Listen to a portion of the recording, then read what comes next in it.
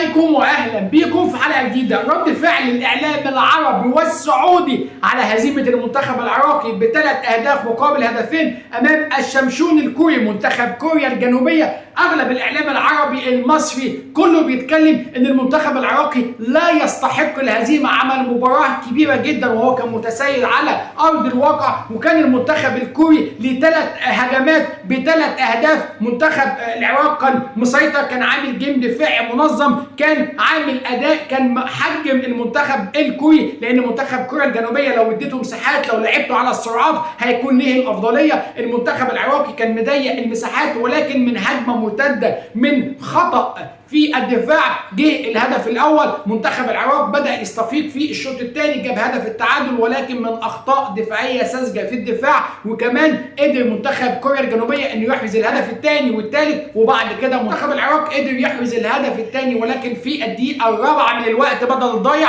ما كانش يقدر المنتخب العراقي ان يجيب هدف ثالث. وانا هنا عندي سؤال، هو مش المنتخب العراقي منتخب عربي وبيمثل العرب، ولو صعد هيبقى انجاز عربي لكاس العالم؟ انا الاقي هنا بعض الصفح وبعض الاعلام السعودي بيقول لك منتخب العراق ما قدمش المستوى، منتخب العراق منتخب ما يقدرش ان يفوز على منتخب كوريا الجنوبيه. طب انت خسرت على ارضك من منتخب اليابان، يعني هل هو ده على ارضك وسط جمهورك وانت خسرت منتخب اليابان؟ ولاقي تعليقات تخش تقول لي الحمد لله على فوز منتخب كوريا. انا مش فاهم، هو انت ابن اخوك كوريا ولا حاجه؟ انا عايز اعرف بجد الدماغ هنا بتتكلم في الوقت دوت ازاي انه يبداوا يفرحوا في هزيمه المنتخب العراقي؟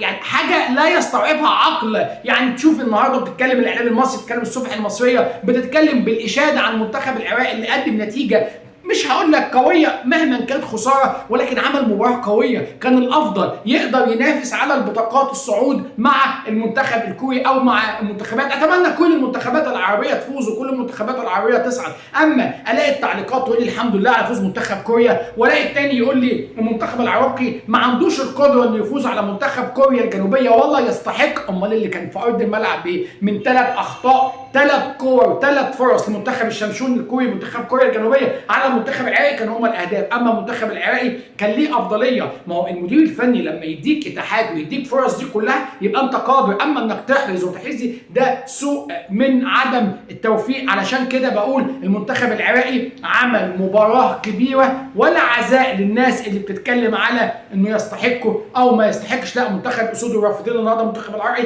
عمل مباراه كبيره، يستحق على اقل تقدير التعادل، رغم ان التعادل هتبقى ظالمه للمنتخب العراقي. علشان كده بقول هارد لك للمنتخب العراقي، وهنشوف المنتخب السعودي هيعمل ايه بعد خسارته على ارضه امام المنتخب الياباني. والمباراه الجايه تحديد مصير من سيصعد ومن سيحتل المركز الثاني، خاصه المنتخب العراقي هيقابل المنتخب الاردني، واعتقد هو المنافس الاقوى على المركز الثاني. بشكركم شكرا جزيلا، فضلا لايك، فضلا مشاركه، انشروا الفيديو ده على اوسع نطاق علشان نشوف الناس دي بتفكر ازاي.